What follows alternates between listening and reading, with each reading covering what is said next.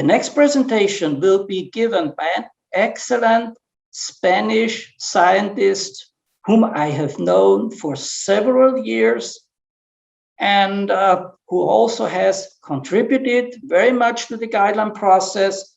It is Enrique Dominguez Munoz, and Enrique will give a presentation on 13C breath tests and with relation to pancreatic function and to novel applications of 13C breath tests. Enrique, please go ahead. So hello, and thank you for inviting me to participate in this very nice symposium and to talk about C13 breath tests in pancreatic function. Well, this is the content I would like to develop during my presentation.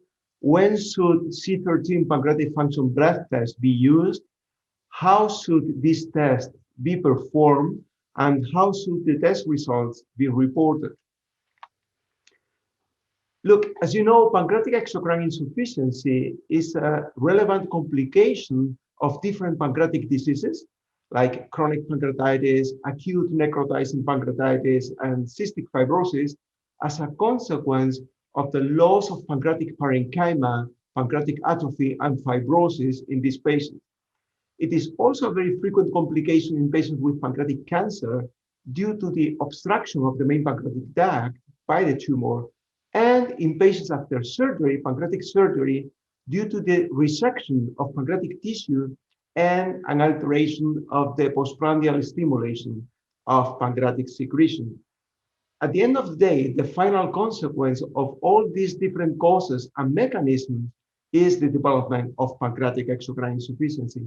And you should be aware that PEI is a relevant complication. PEI is associated with symptoms of malabsorption and nutritional deficiencies, leading to a low quality of life and complications like osteoporosis, sarcopenia, increased cardiovascular risk, and increased mortality.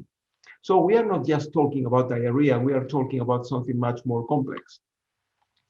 This is the table that we include in the European guideline of breath testing regarding the indications for pancreatic function testing. And you can see both in adults and children summarized in this table. At the end, the indications are when we suspect the presence of pancreatic exocrine insufficiency or when we want to monitor pancreatic enzyme replacement therapy. Let me show you this table in a much more visible way in this slide. And basically, we have two different scenarios.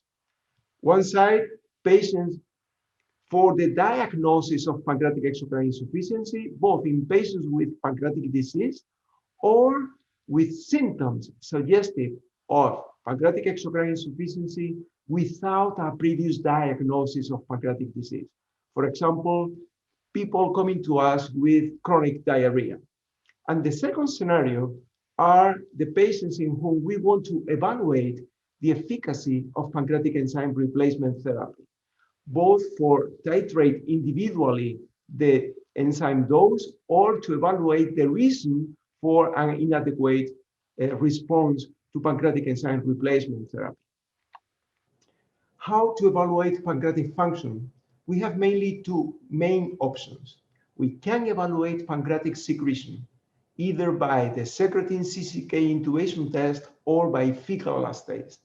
Or we can evaluate digestion, either by the coefficient of fat absorption, according to the classical Van de Kamer test, or the breath test. Here are the breath tests. What are the principles of the pancreatic function breath test? We need to use a C13 marked substrate given orally. After intraluminal digestion by pancreatic enzymes and liver metabolism, C13O2 should be released, exhaled in the breath. We can collect breath samples either in glass tubes or in bags, and to quantify the ratio C13O2 to 12 CO2, either by mass spec or by infrared analysis.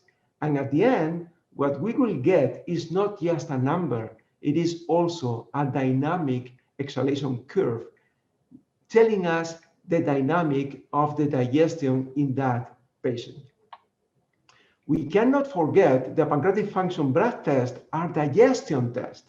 Therefore, we need to use C13 labeled substrate that should be digested specifically by pancreatic enzymes, and pancreatic function should be the main limiting factor of the test in order to have a test with an appropriate sensitivity and specificity. We can measure whatever we want. We can evaluate carbohydrate digestion, protein digestion, or fat digestion, depending on the substrate that we are giving orally. From a practical point of view, in clinical practice, by far, the most interesting breath tests are those using fat, C13 labeled fat. Why? Because, as you know, steatorrhea is the main clinical consequence of pancreatic exocrine insufficiency. There are different substrates that have been tested over the last years and published in the literature, but by far, the most frequently evaluated breath test is the C13 mixed triglyceride breath test. What is the principle of this test? Orally given C13 mtg together with a test meal. Once emptied from the stomach, the substrate should be digested specifically by pancreatic lipase. Free fatty acids and monoacylglycerol is the consequence of that digestion. These products will be absorbed, metabolized in the liver, and as a result of beta oxidation of C13 octanoic acid in the liver, C13O2 will be released and exhaled in the breath. Interestingly, the amount of C13O2 that is exhaled in the breath is directly related to the amount of fat that has been digested in the gut. Look, this is a critical study to me. It was published many years ago by the group of Van Drappen. And in that study, they include patients with pancreatic diseases. And in the control group, they not only include healthy people, but also patients with non-pancreatic steatorrhea. And on your left, you can see the cumulative 13CO2 excretion, and you can see that the curves in controls and cases are completely different, despite in the control group, they include also patients with non-pancreatic steatorrhea, as I told you before. And on your right, you can see probably the most important result of that study. You can see a perfect correlation between the 13CO2 exhalation in the breath test and the stimulated pancreatic lipase secretion. Just to tell you that what we evaluate during the C13 mtg breath test is pancreatic lipase mediated digestion of fat. The accuracy of this breath test for the diagnosis of PEI in adults is a sensitivity between 90 to 100%, specificity 80 to 90% when using the secretin CCK test as the reference method. The sensitivity and specificity is also higher than 90% when using CFA as the reference method. What about kids? In infants, the sensitivity is similarly high, but the reported specificity is clearly lower. And because of that, pediatricians prefer to use the breath test as a way to evaluate the response to pancreatic enzyme replacement therapy and not for the diagnosis of pancreatic exocrine insufficiency in kids with cystic fibrosis. When should the C13 mtg breath test be used? According to the European guidelines, this test is an alternative to other pancreatic function tests, and mainly it is an appropriate alternative to the coefficient of fat absorption, both for the diagnosis of PEI as well as for evaluating the efficacy of pancreatic enzyme replacement therapy. Look, this is an important slide. What does the breath test provide compared with other pancreatic function tests? Look, compared to the secretin test, secretin CCK test, and the fecal elastase test, the breath test evaluates pancreatic digestion not just pancreatic secretion. And to me, this is a much more important physiological information. Compared to CFA for the evaluation of fat maldigestion, variables such as the physical exercise and the diet are perfectly controlled during the breath test, but not so much during CFA. Duration of the breath test is 4 to 6 hours compared to 5 days for CFA calculation. The breath test result during the breath test is not just a number, it's a dynamic curve defining the digestive process in our patients. And finally, the efficacy of pancreatic enzyme replacement therapy is evaluated by breath test, not just quantitatively, not just getting a number, but also dynamically. And this is really important for therapy optimization. How should the breath test be performed?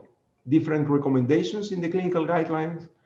First of all, the protocol should adhere strictly to standardized and validated protocols. Adult patients, adolescents, and older children should keep fasting overnight, and a shorter fasting period can be enough in very young kids. Before the test, couple of days before the test, C13-rich foods should be avoided, and during the test, physical activities should be avoided. Drugs potentially influencing GI motility or influencing lipid digestion and absorption should be avoided at least 2 to 3 days before the test, and pancreatic enzyme replacement therapy should be avoided 2 days before the test unless the test is performed for monitoring the therapeutic efficacy of this therapy.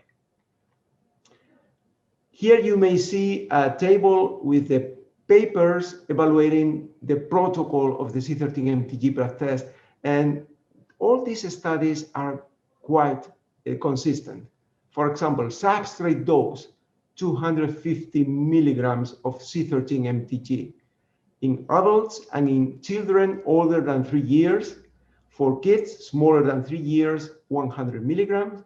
The test meal should be a solid test meal containing between 16 to 26 grams of fat in forms of just butter or butter plus chocolate cream.